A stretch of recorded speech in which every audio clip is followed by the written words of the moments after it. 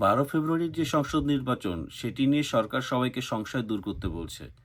কিন্তু তারা যেই প্রক্রিয়াগুলো গ্রহণ করেছে, অর্থাৎ গণভোটের পক্ষে ব্যাপক প্রচার প্রচারণা কার্যক্রম চালানো, অপরপক্ষে জাতীয় সংসদ নির্বাচনের পক্ষে নয়, তা দিয়ে তো সাধারণ মানুষই কনফিউজড যে সরকার আসলে চাইছেটা কি? সরকার কি তাহলে প্রথম থেকে যেটি চাইছিল যে গণভোট, সেটিরই বাস্তবায়ন চাইছে? যার কারণে অপর পাশে জামায়াত এবং এনসিপিকে দিয়েও একই বার্তা দিচ্ছে? জামায়াতের আমরা দেখতে পাচ্ছি সামাজিক যোগাযোগ মাধ্যমে জামায়াত এবং এনসিপির যে প্রচারণা, সেখানে কিন্তু তারা যতটা না প্রতীকের ভোট, তার চাইতে কিন্তু বড় তারা গণভোটে হ্যাঁকে জয়যুক্ত করুন, তার পক্ষে তারা চাইছেন। তার মানে এটা তো সরকারের আশীর্বাদ পুষ্ট দল। কাজেই তারা জানেন যে সরকার কি চাইছে। কাজেই বোঝা স্পষ্ট যে 12 ফেব্রুয়ারি আসলে কোন ভোট হতে যাচ্ছে। আর যেটি বলা হচ্ছিল যে জাতীয় সংসদ নির্বাচনের দিকে সরকারের আসলে মনোযোগ বা প্রস্তুতি ওই আকারে কিন্তু নেই। তাদের প্রস্তুতি গণভোটকে বিষয়, কারণ এটিই হচ্ছে ডক্টর মোহাম্মদ ইউনূসের এজেন্ডা। আপনারা লক্ষ্য করে দেখবেন, যদি সেটি নাই হয়, দুটি আলামতের কথা স্পষ্ট দেখাই যাচ্ছে। সেটি হচ্ছে যে উনি ওনার প্রেস উইংকে দিকে বলেছেন উনি মার্চ মাসের ৩য় সপ্তাহে জাপান সফরে যাবেন। তাহলে জাপান সফরে উনি কিভাবে যাবেন? উনি তো 12 ফেব্রুয়ারি পর্যন্ত ওনার দায়িত্বের মেয়াদ। এর পরবর্তীতে নতুন সরকার গঠন করবে, তারা তাকে রাখবে কি রাখবে না তা তিনি কি করে আগে থেকে বুঝলেন? আরেকটি হচ্ছে তার খুব প্রিয় আস্থাভাজন দুজনকে দিয়ে দুটি মন্তব্য তিনি বাইরে বলালেন। একজন হচ্ছেন সুশাসনের জন্য নাগরিক সুজন সম্পাদক, যিনি কিছুদিন আগেও সরকারের সাথে সংশ্লিষ্ট থেকে একটি কমিশনের দায়িত্ব পালন করেছেন। তাকে দিয়ে বলেছেন যে জাতীয় সংসদ নির্বাচন নিরপেক্ষ তত্ত্বাবধায়ক সরকার ছাড়া সুষ্ঠুভাবে সম্পন্ন সম্ভব নয়।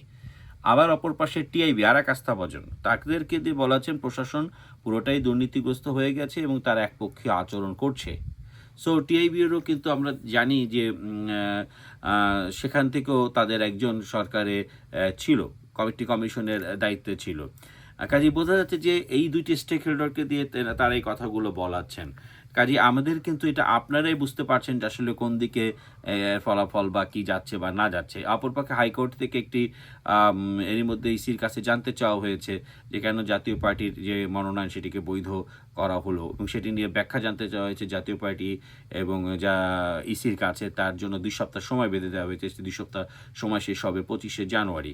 সো তাহলে ২৫শে জানুয়ারি থেকে 12 ফেব্রুয়ারির দূরত্ব আর কতটুকু থাকলো? এরপর তো আরও অনেক প্রক্রিয়া রয়েছে।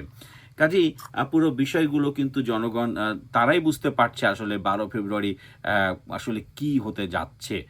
এটি একটি বিষয়। আপনারা দেখবেন যে শেখ হাসিনা কিন্তু একটি দলের, বাংলাদেশের অন্যতম প্রধান দলের তিনি দায়িত্বে আছেন। তার মুখ থেকেও কিন্তু আসলে 12 ফেব্রুয়ারির ভোটের পক্ষে আওয়ামী লীগের চূড়ান্ত অবস্থান জানানো হয়নি। যে কারণের জন্য গতকাল বলেছিলেন সবার মুখ গম্ভীর কেন? সবাই চুপ কেন? তাই না? তো সেটি নিশ্চয়ই আপনারা বুঝতে পারছেন যে সবাই কেন চুপ বা সবাই কেন গম্ভীর। আসলে ২২শে জানুয়ারি পর্যন্ত অনেকে অপেক্ষা রয়েছেন। এদিকে গুঞ্জন রয়েছে যে আম এমনও তো হতে পারে যে নির্বাচন প্রত্যাহারের, মনোনয়নপত্র প্রত্যাহারের শেষ দিন আকস্মিকভাবে জামাত এবং এনসিপি প্রত্যাহারও করে নিতে পারে। এটিও একটি হতে পারে, যেটি সামাজিক যোগাযোগ মাধ্যমে বেশ গুঞ্জন রয়েছে।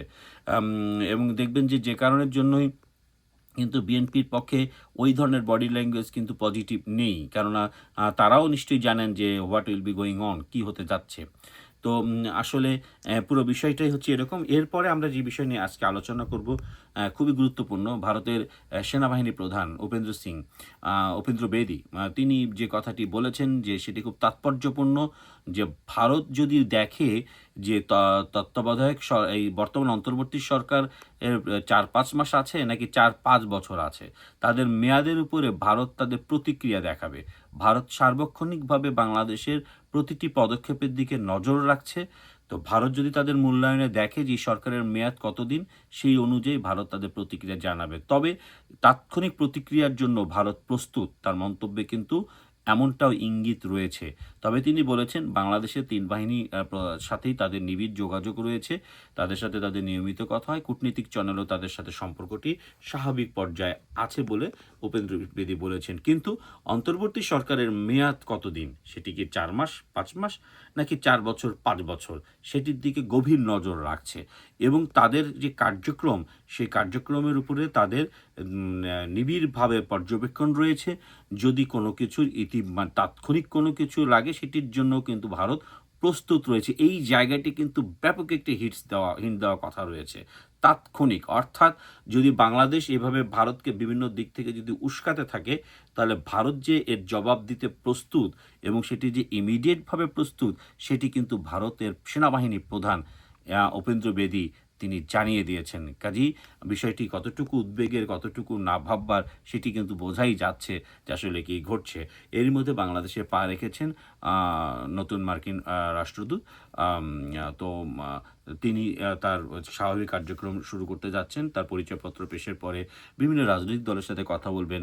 তিনি দায়িত্ব গ্রহণের আগে বলেছিলেন যে একটি অন্তর্ভুক্তিমূলক নির্বাচনের জন্য তিনি সব পক্ষের সঙ্গে কথা বলতে চান। মূলত সেটিও তিনি একটি ব্যস্ততম সময় পার করবেন বলে জানা গেছে। তবে খবরের প্রকাশ যে বাংলাদেশে যে চীনের আধিপত্য, সেটি রোধে তিনি বিশেষ ভূমিকা রাখবেন। বাংলাদেশে পা রাখার আগেই দুটি ঘটনা তিনি এরই মধ্যে জানেন। একটি হচ্ছে একটি যুদ্ধ বিমান কিনেছে বাংলাদেশ, সেটি বলা হচ্ছে পাকিস্তানের, কিন্তু পরবর্তীতে খবর বেরিয়েছে সেটি মূলত চীনেরই, কিন্তু তারা পাকিস্তান থেকে ক্রয় করেছে। আরেকটি হচ্ছে বাংলাদেশে একটি সামরিক ড্রোন কারখানা তৈরি করতে চায় চীন। অর্থাৎ তাদের এই যে আধিপত্যবাদ, এটির কে কীভাবে নিরসন করবে, যেটি তার নতুন চ্যালেঞ্জ, সেটি অবশ্যই একটি দেখার বিষয়। তবে বাংলাদেশের সাধারণ মানুষ যেই সরকারের পক্ষ থেকে বলা হয় উৎসবমুখর নির্বাচন, খুব গ্রহণযোগ্য নির্বাচন, তেমন পরিবেশ আপনিও দেখতে পাচ্ছেন কিনা তা আপনিই ভালো জানেন। ফলে আপনি খুব ভালো রায় দিতে পারবেন আসলে 12 ফেব্রুয়ারি কী হতে যাচ্ছে।